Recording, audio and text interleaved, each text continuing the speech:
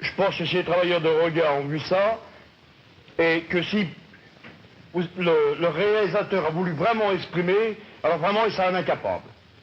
Si vraiment il a voulu exprimer ce que ressentent les travailleurs de Rodia et le besoin qu'ils ont, je pense que le réalisateur sera incapable. Je le dis crûment, je le dis tel que je pense, mais je pense plutôt, et je le dis crûment aussi, que là il y a simplement une exploitation des travailleurs de Rodia par des gens qui, paraît-il, luttent contre le capitalisme. Moi je pense quand même qu'il y a une chose qui est importante, c'est que, enfin personnellement ayant vécu dans la Rodia une certaine période, je pense quand même qu'on a bien donné, dans le film, la vie actuelle des militants de Rodia, des militants, des travailleurs de Rodia. Pas que les militants, c'est la vie de tous les travailleurs de Rodia.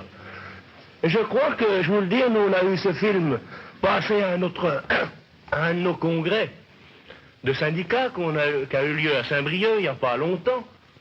Et tous les travailleurs, agents qui se trouvaient là, ont eu la même réaction.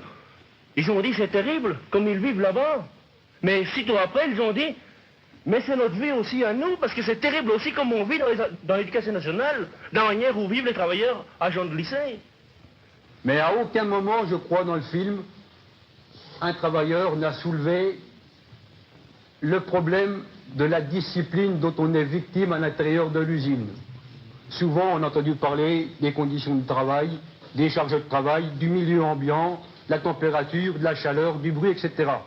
Mais à aucun moment, quelqu'un a soulevé cette tension permanente entre le pouvoir disciplinaire que détient le patronat et l'expression, tout du moins la tentative d'expression à la liberté de la part de l'ouvrier. Sur la condition des femmes à l'usine. Et j'ai le souvenir de deux interventions d'ouvrières d'usine qui insistaient justement sur la condition qui leur était faite en tant que femmes. Elles avaient affaire à des contremaîtres, par exemple, qui se permettaient de les siffler pour les appeler. Et ça n'apparaît pas, le travail des femmes, par exemple, là, dans votre film. C'est peut-être aussi une lacune. Oui, on donne des difficultés de la vie du couple, incontestablement. Mais la personne en question, elle a choisi que le couple, en totalité, travaille et mettre l'enfant en gardiennage dans un autre ménage ou quelque chose dans le genre, si j'ai bien compris. C'est un choix qu'elle a fait. En système capitaliste comme en système socialiste, ce choix-là, il doit l'avoir. Il a fait le choix qu'il s'en paye pas. C'est tout. Moi, je dirais franchement que personnellement, le jour où je suis rentré à la Rodia, je n'avais pas choisi de rentrer à la Rodia, j'avais choisi de gagner ma croûte. Quand ma femme est partie faire des ménages, elle n'a pas fait le choix d'aller faire des ménages. Elle a choisi pour pouvoir payer, elle fait élever ses 5 enfants. C'est ça la chose. Moi, je suis pas d'accord en disant ça. Le jour où je suis parti faire du travail noir, personnellement, non mais je le dis les choses, même en système capitaliste, c'est pas nous qu'on choisit. On est régi depuis le bas jusqu'à la fin. Quand l'enfant vient au monde, on l'a déjà orienté dans le système capitaliste. Il ne le veut pas, le gosse. Alors je m'inscris en faux en disant qu'on fait un choix. Moi je dis je m'inscris en faux là-dessus. Et le film ne donne pas cette impression-là, au contraire. Moi je vais vous dire une chose. À notre congrès national, nous avons 5 jeunes qui venaient de l'Académie de Besançon qui étaient là-bas, qui viennent prendre des responsabilités des organisations syndicales parce qu'ils ont vu le film de la Rodia. Le film permettra, si on sait nous faire des discussions, si on sait partout, le film permettra une évolution certaine de la classe ouvrière. Et aussi une compréhension d'autres gens qui sont en dehors de la classe ouvrière à l'heure actuelle et qui de plus en plus se rangent à nos côtés. Le film on le trouve pessimiste parce que tous ceux qui ont été interviewés se plaignent dans le film. Tu comprends? C'est-à-dire qu'ils se plaignent d'une chose, moi me d'une chose, il n'y en a pas un qui est content. Il n'y en a pas un qui peut dire oui, il y a qui dit à la fin on vous aura, c'est tout. Mais il n'y en a pas un qui peut dire moi je vais me promener, je fais ci, je fais ça. Tous les gars se plaignent. C'est normal qu'on a l'impression que c'est des esclaves qui n'ont aucune vie, qui ne rigolent jamais. Tu comprends? C'est par ce fait-là qu'il est... C'est pas tellement un film plaintif, hein. C'est pas un film de Thierry Ellison, là. C'est les gens qui disent qui vivent, quoi, qui ont des problèmes, et qui disent leurs problèmes, ils les disent pas très bien, parce qu'on s'exprime difficilement, et qu'avoir une caméra devant soi, c'est gênant. Mais je pense que les problèmes qui nous touchent dans la vie de tous les jours, ils sont abordés très franchement, quoi. Mais les problèmes... Nos nos espoirs, parce qu'on a des espoirs, on les a mal développés. Il manque la préparation parce qu'on a tellement l'habitude de ce travail qu'on ne sait plus l'expliquer, qu'on ressent plus, c'est une habitude. Mais tu l'expliques pas, non? Oui, la question qu'on peut te poser, est-ce que tu as l'impression, toi, de t'être mal exprimé? Oui. C'est inconcevable qu'on puisse réussir une grève sans un boulot d'équipe, sans quelque chose d'organisé, sans des structures. On a un téléphone arabe dans l'usine. Et là, ça paraît un peu seul, un peu... c'est du cinéma, quoi, un peu. Dans une boîte comme Rodier Seda, où on triple la production en 3 ans, par exemple, dans un système, et où notre niveau de vie baisse. C'est quelque chose qu'on a oublié de démontrer, qui existe et qui ne pouvait pas être remis en question, même par les patrons. On a les chiffres de la productivité qui augmentent, et d'autre part, un pouvoir d'achat qui stagne ou qui diminue. Là, il diminuait 10%. C'était un truc à montrer. Et d'autre part, la force qu'on présente dans les meetings, nos liens communs de la classe ouvrière, notre besoin d'unité pour un combat qui intéresse tout le monde. On croit que c'est spécifique un peu à Rodier, ce film. Malgré que toutes les revendications autres que le salaire sont abordées, on n'a pas généralisé notre position vis-à-vis du patronat, pas assez. Et puis nos solutions, parce qu'on a quand même des solutions, là, elles ne sont pas abordées du tout. Quelle société on voit, on n'en parle pas. On dit qu'on est communiste, les communistes apparaissent comme des rigolos, là, je crois. Enfin, plus ou moins, quoi. Ils mènent des grèves, c'est tout. Et qu'est-ce qu'on va mettre à la place? Qu'est-ce qu'on va faire? Je crois que pour juger le film, il ne faut pas le juger, tout le moins, nous qui sommes des militants, simplement sur le film. Mais il faut tenir compte de l'époque à laquelle il se situe. Et je crois que son premier aspect positif, son premier mérite, c'est d'exister. C'est que pour la première fois, ou une des rares fois, les travailleurs sont apparus sur l'écran. Même s'il y a des aspects incomplets, il y a des choses qui nous semblent manquer, ça pose des problèmes. Ça amènera forcément quelqu'un à s'emparer de ce qui manque et à l'expliquer. Je crois que j'ai encore noté autre chose. Oui. Pourquoi les travailleurs ne se retrouvent pas dans le film? Tu parlais d'analyse. Moi, je crois que, tout simplement, je le dis franchement, Chris est romantique. Il a vu les travailleurs, l'organisation syndicale, avec romantisme.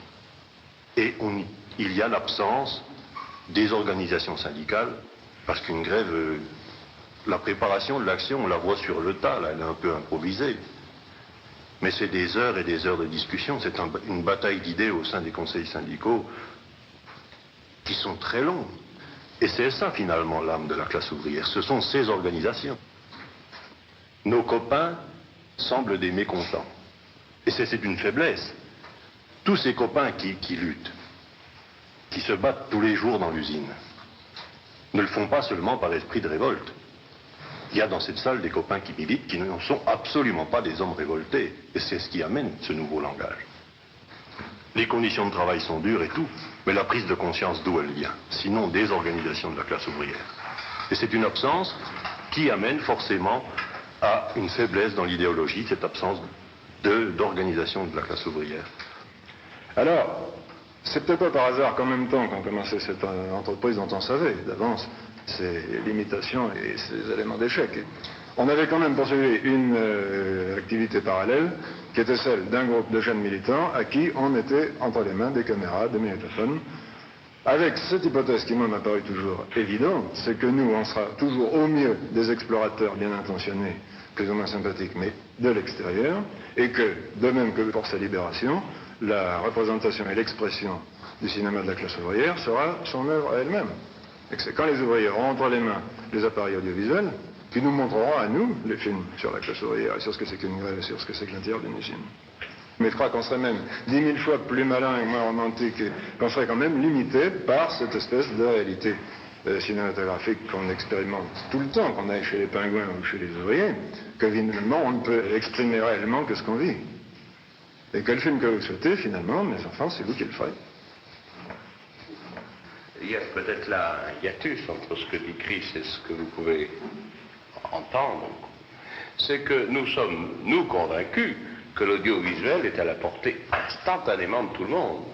Tandis que peut-être pouvez-vous penser que l'audiovisuel, comme le langage écrit, comme la langue écrite, demande des années d'études. Nous sommes convaincus, nous, que ce n'est pas vrai.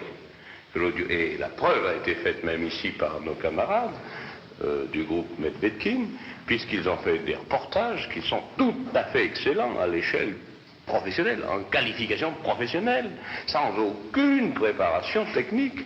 C'est-à-dire que ce langage audiovisuel est plus possible pour la classe ouvrière sans des années d'école. On n'a pas besoin de sortir de l'IDEC ni de Vaugirard pour faire de l'audiovisuel. Mais Christ n'est peut-être pas aussi romantique qu'on le pensait. Ce pari qu'il faisait n'était pas gratuit. Depuis quelque temps déjà, des équipes de cinéastes venaient à Besançon nous révéler les secrets de la Beaulieu, du Pentax et du Nagra. Et puis il y avait cette extraordinaire séquence tournée en mai devant Yéma par l'équipe Mario, Bruno et Elvire. Il fallait bien tenter d'en faire quelque chose. L'occasion nous était donnée d'ajouter à Bientôt j'espère, ce film que nous critiquions avec passion, parce que nous l'aimions avec passion, tout ce qui à notre avis manquait, tout le petit aspect du militantisme médiocre, au jour le jour. Comment se crée un syndicat, avec qui, comment on devient un militant, quelles sont les joies et les difficultés du militant, pourquoi militer, contre quoi, avec qui et comment. Alors nous avons relevé le défi, mais c'est pas si simple. Pour faire du cinéma militant, on s'est retrouvé entre militants. C'est un boulot en plus. Après 8 heures d'usine, en plus des réunions, des tracts, des collages, des souscriptions. Mais on avait mis le bras dans l'engrenage. Et on avait tellement de choses à dire, et une nouvelle façon de les dire, un nouveau moyen, une nouvelle arme. Mais faire un film, c'est pas seulement filmer, entasser des bobines de pellicule. On n'apprend pas à se servir d'une table de montage, on n'apprend pas à tourner une interview synchrone en quelques heures. Au fur et à mesure que nous avancions dans la fabrication de notre film, nous nous rendions compte qu'il nous serait impossible de nous passer des techniciens du cinéma. Et nous avons appris des choses. Par exemple, que le militantisme n'est pas l'apanage de la classe ouvrière, que des opérateurs, des monteuses, des ingénieurs du son parmi les plus grands sont prêts à travailler avec nous pour des clopinettes. Ils sont venus et ensemble nous avons fait le film. Avant, ils étaient quelques-uns à penser qu'il fallait travailler pour nous. Nous étions quelques-uns à penser qu'il faudrait qu'on s'en sorte sans eux. Aujourd'hui, nous savons que le cinéma militant ne peut naître que de la collaboration de militants ouvriers et de cinéastes militants.